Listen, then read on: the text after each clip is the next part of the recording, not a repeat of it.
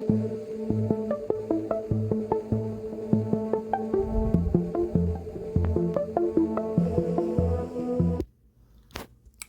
up, guys? I'm sorry.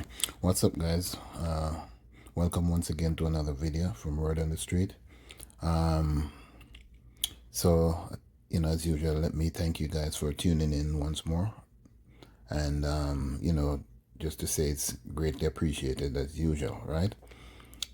So, as usual, guys, please remember to like, share, subscribe if you haven't already done so, and hit that notification bell, okay?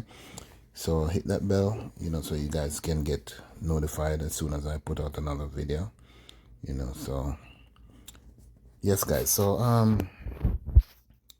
as you can see that this movie title on your screen, Lovely Bones. I know, maybe some of you guys must have seen that movie before. And under the title there is by Alice Sebald. No, I watched this movie a few years ago, and I don't even remember the year that it came out. But I didn't even know that this movie was based off a true story. So, I just came across this article one of these days, and I, started reading it about this man that spent 16 years in prison for a rape that he did not commit. So I started reading, and then I realized it was about this movie, or the movie Lovely Bones was about this man here. All right, so he was, I think, just exonerated of the crime, he did not commit. And this lady, she picked him out, I guess, and she made a movie of it, only to find out now that he was innocent of all the time. So after spending 16 years in prison and someone is here, I have my reservations about these kind of things. From time to time we have heard of stories like this, and where people spend how many years in prison and then only to find out that they not really commit the crimes. A few people was even killed, death row, and then the person who committed the crime, whether it's murder or whatever, come forward confessing that that they were the ones that committed the crime. What do you guys think? The court system or the government or whoever the powers that may be. No, I'm talking about the people that are still alive. What do you guys think, they should be done, in these cases where people serve these amount of time? I know they can't get their lives back, but in the case of this lady now that picked him out to be the person that raped her, what do you guys think? Or do you guys think, there should be some kind of, how should I put this now, repercussion, or and what should be done, both about him that served the time and about the person that accused them of committing the crime, so guys, comment and let me know what you guys think. So you know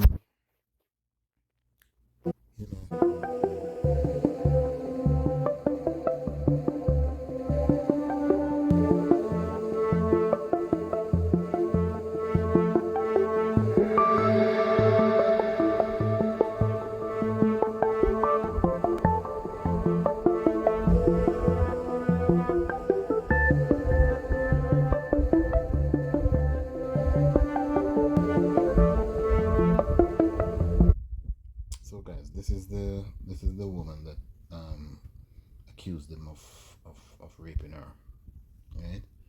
And she apologized after, I don't know, I'm gonna read the article so we can get a better understanding of how he was exonerated or what came up to prove that he wasn't the person that committed the crime.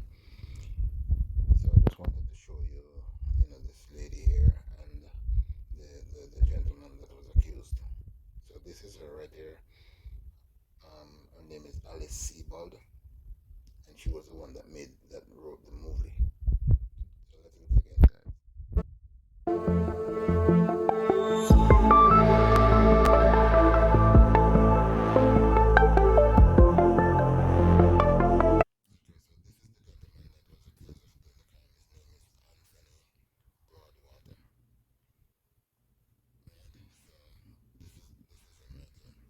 Okay, so I'm gonna jump right into the article right now, and so guys, bear with me a little bit. All right, so it says Anthony Broadwater was wrongfully convicted of Alice Sebald's rape and fought to get his life back. Syracuse, New York. So it happened in New York. I kept fighting for the court to do the right thing, Anthony Broadwater says. Sitting in his lawyer's office Wednesday, a box of tissues set before him, his life has been marked by prolonged stretches of misery. Broadwater spent more than 16 years in prison after being falsely accused of author Alice Sebald's rape, the subject of her memoir, Lucky. After his release in 1999, the same year the book was published, Broadwater became a registered violent sex offender. Wow. So he was even registered as a violent sex offender. So I wonder if after all this, his name was taken off the registration or registrar or whatever they call it. A purgatory that diminished his income, movement, and quality of life, but not his hope that he would be exonerated. His case encompasses iniquities in the criminal justice system of a white victim misidentifying a black man whose life will never fully recover.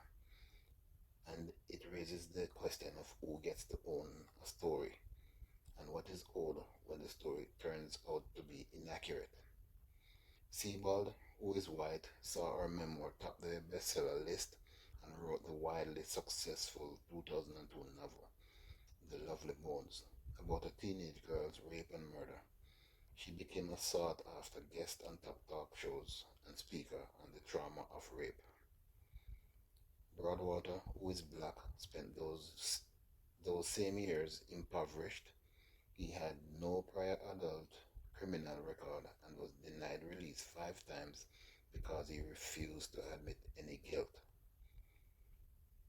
He sought to overturn his conviction on at least 5 occasions and even wrote to famed attorney Johnny Cochran, who returned Broadwater's check. Wow. Justice arrived like a meteor, originating from an unlikely source, Timothy Musciente, or however it's pronounced, who nursed grave doubts about the veracity of Sebald's story when he was the executive producer of the film version of Lucky. He suspected that the man called Gregory Madison in the book might not be the actual perpetrator, and in late June hired private investigator Dan Myers to look into the matter. After a conversation of over an hour with Anthony Broadwater, I knew this guy was innocent, said Myers, a 20-year police veteran. It's 5 months later, on November 22, 4 decades after Broadwater's misfortune began, the conviction of was vacated in a courtroom where the judge and prosecutor agreed that the case was profoundly flawed. So she not only made money from making a movie, she also wrote a book, and it was a bestseller. So she made a fortune, you know, both from the book and from the movie. So this is the point I was trying to make before, that I was asking you guys to comment and let me know what you think. Now, she wrongfully accused him, and then she made money from it. So, in my opinion, it might sound, I don't know how it sounds to you guys or whatever, but in my opinion, I think some of the money that she has made, should be turned over to this money right here. Because she wrongfully accused him and then made money from it after he's there, rotting in prison, and all of that. So let me know what you guys think about this. If you think I'm wrong or whatever. Okay. So it was professionally sickening. Onondaga County District Attorney William Fitzpatrick says days later of how the original case was handled. This was not Alabama in 1950. This was Syracuse, New York in 1982. And this reminds me, guys, of the, what is it called again? New York 5, or those 5 little guys that the police accused of raping a white woman, and they spent how many years in prison. And I think 2 of them held out that and said they didn't do it, but the others like admitted and got some early release. All right, so let's continue with the article. The speed with which his case was overturned stunned the lawyers. These proceedings usually take 5 years. No one agrees on anything, says J. David Hammond, one of Broadwater's attorneys. As Broadwater 61 recounts his ordeal in his lawyer's office, he is often moved to tears, a development of the past month, according to his wife Elizabeth. I can count on 2 hands the number of people who had invited me into their home, he says. He has been with Elizabeth since 1999, their first date 11 months after his release from prison, and told her it would be wrong to start a family. I couldn't do that to them, living with that stigma. Broadwater speaks to in quiet, measured tones, attired in a blue dress shirt, black slacks, and double-strap dress shoes. His thick gray hair mulled back in braids, he answers every question in detail. After so long, it's time for him to tell his story. Very unusual case. Sebald testified that the rape took place under the Thornden Park amphitheater when she was a Syracuse University freshman. The case, Broadwater's lawyers Amand and Melissa Swartz argued, rested on his ear analysis that has since been largely discredited as junk science, and prosecutorial misconduct involving the police lineup where Sebald identified a different man as her assailant months after the rape. Prosecutors later deliberately coached her into rehabilitating her misidentification. The lawyers wrote, they argued that single witness cross-racial identification can be unreliable. They wrote that the judge's familiar disposition toward Sebald was highly improper and reinforces the lack of due process. Broadwater was the only black man in the courtroom during his trial. I didn't realize that no matter what I did, I was probably going to be convicted, he told the Syracuse Post-Standard. It was a very unusual case from the very beginning, says William Mastine, the prosecutor who tried the case but wasn't originally assigned to it and is now retired. He disputes the new arguments of prosecutorial misconduct. I don't know what they're talking about. I don't have any opinion on his case being vacated. The other prosecutor did not return a call for a comment, and the judge is deceased. 8 days after Broadwater's conviction was overturned, Sebald posted an apology on the platform Medium. I am sorry most of all for the fact that his life you could have led was unjustly robbed from you, and I know that no apology can change what happened to you and never will.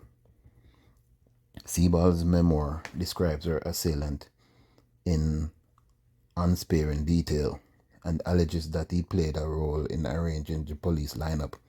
She wrote that Broadwater and the man whom she originally misidentified looked like identical twins.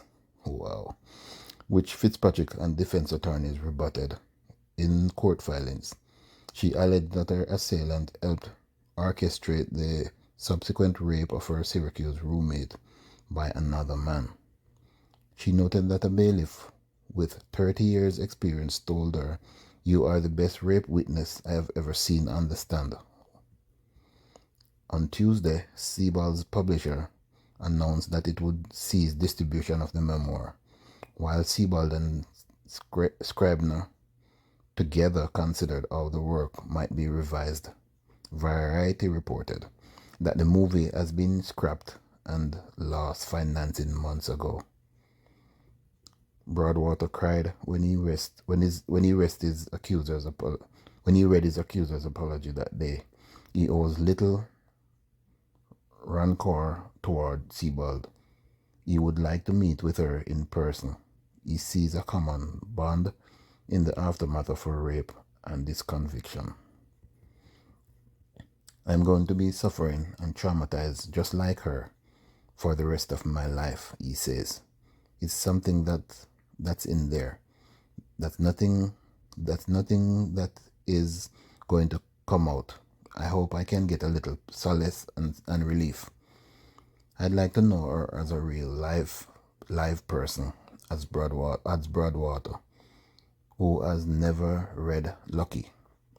Though he is familiar with passages about him, he would like to say to her, 'Hey, I'm sorry for your tragedy and your trauma that you went through,' he says. I would hope she would say the same thing to me." You know, I'm sorry to say this, but sometimes it has to be said. And I'm not meaning to offend anyone, but that is the problem with some of us, as black people. No matter how, I don't know if it's a good thing or a bad thing. It might be a good thing, I don't know, but in my opinion, sometimes I think we're too forgiving, you know what I mean? Like, look at this man now. Maybe it's a good thing, God made him like that after all that he's been through, and she falsely accused him. But he's saying, the trauma that she has been through. Yes, she went through a trauma by being raped, but she must have known. She must have known that this was the wrong person, because they said the police or whoever helped coached her to say whatever she said in court. But for me, I don't know. God would have to really touch me or touch my heart for me to just, forgive her like that and say, sorry for the trauma that you went through and all of that. But that's just me, I guess. And maybe I'm just saying that now because I'm not in the situation, you know what I mean? But anyway, on social media, response to Sebald has been swift and vicious, with many critics accusing her of racial bias and white privilege, and commenting that she has profited from the case while Broadwater has not. The easy and cheap way to do this is to blame the victim, argues Jennifer Thompson, founder of the Healing Justice Project, which helps survivors, the exonerated, and their families in these kinds of cases. When the exoneration happens, the media and the general public have a thirst for blood. Thompson's 1984 rape resulted in an initial wrongful conviction before the actual perpetrator was charged. The subject of the book, Picking Cotton. No crime survivor wants an innocent person to go to prison, Thompson says in the Broadwater case. It's egregious all the way around. I am so sad for everybody. There are no winners in these stories except for the perpetrator. In her apology, Sebald wrote, "I will also grapple with the fact that my rapist will, in all likelihood, never be known. may have gone on to rape other women and certainly will never serve the time in prison that Mr. Broadwater did. We just don't appreciate how fallible human memory is, says Anton Robinson, a senior staff attorney with the Innocent Project, which helps exonerate the wrongfully convicted. Mistaken eyewitnesses' identifications have contributed to almost 70% of the more than 375 wrongful convictions overturned by DNA evidence in the United States. The DNA evidence in Broadwater's trial was destroyed around 1989. It makes you wonder how many other Anthonys are out there, and we know they are not. They are out there, Robinson says. Broadwater's lawyer will seek financial restitution from the state of New York. They decline to reveal how much. There's no amount of money that's ever going to compensate him for what he has lost, Swartz said. He can't get those years back. The lawyer's issues are not with Sebald, and they don't plan to pursue legal action. My issue was always with the court and seeking justice, Broadwater says. Well, I have to admit that, a lot of times, or most of the times, it's not even the defendant or the or the person that, the witness. The court system, something really needs to be done about the court system. It's a messed up system, and it has caused so many people, so many innocent people, to have lost their lives, all their lives, or how many years of their lives rotting in prison when they did not commit any crimes. Anyway, on Wednesday, the producer announced that his company is working on a new project that Broadwater's case is a documentary entitled Unlucky.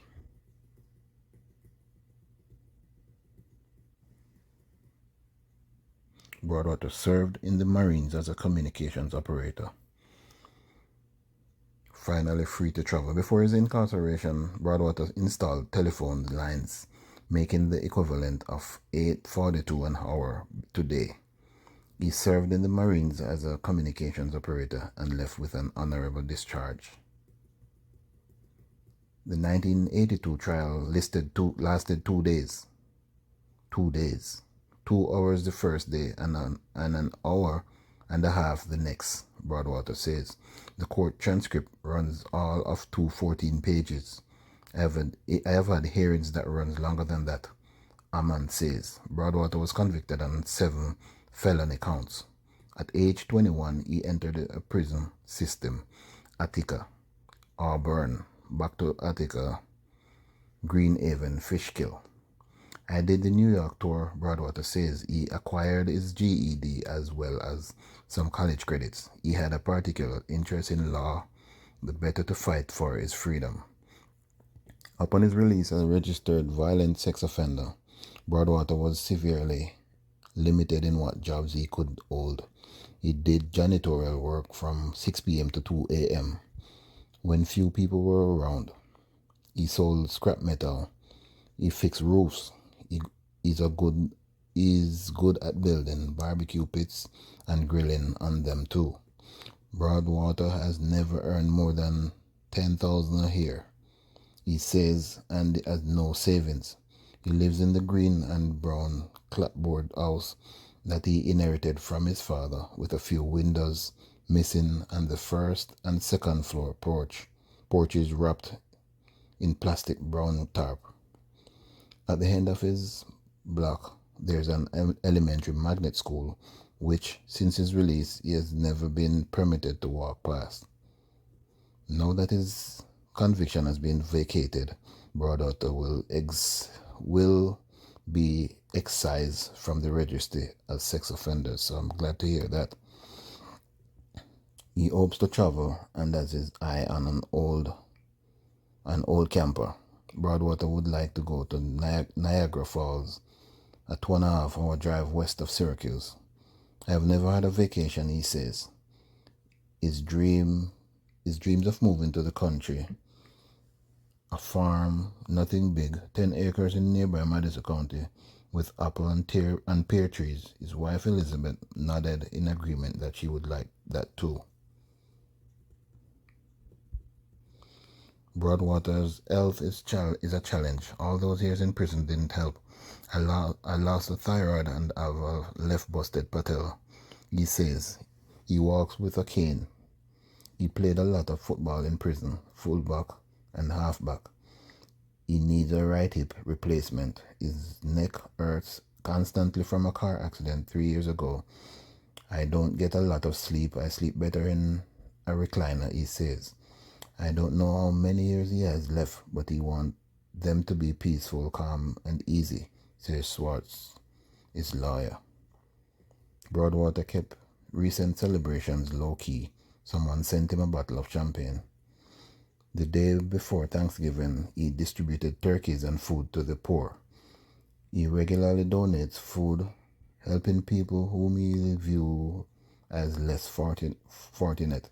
Last Thursday, he celebrated with Elizabeth Fitzpatrick. The DA sent him this text. I want you to have the most joyous Thanksgiving ever this year. A free man and an innocent man. I want you to know that I will keep my word and tell your story many times over the coming years to make sure that this never happens again. And it will happen again, over and over. Trust me. Broadwater gazes at the text frequently. That's the most rewarding thing there is, he says. All I want was my freedom and my innocence. So there you have it, guys. It was kind of a long article. I didn't even go that much in it.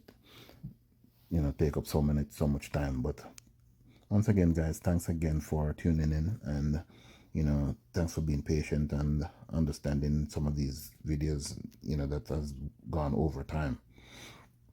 So, as usual, remember to like, share, subscribe if you haven't already done so, and hit that notification bell. And as always, comment and let me know what you guys think. All right. So, blessed love and take care.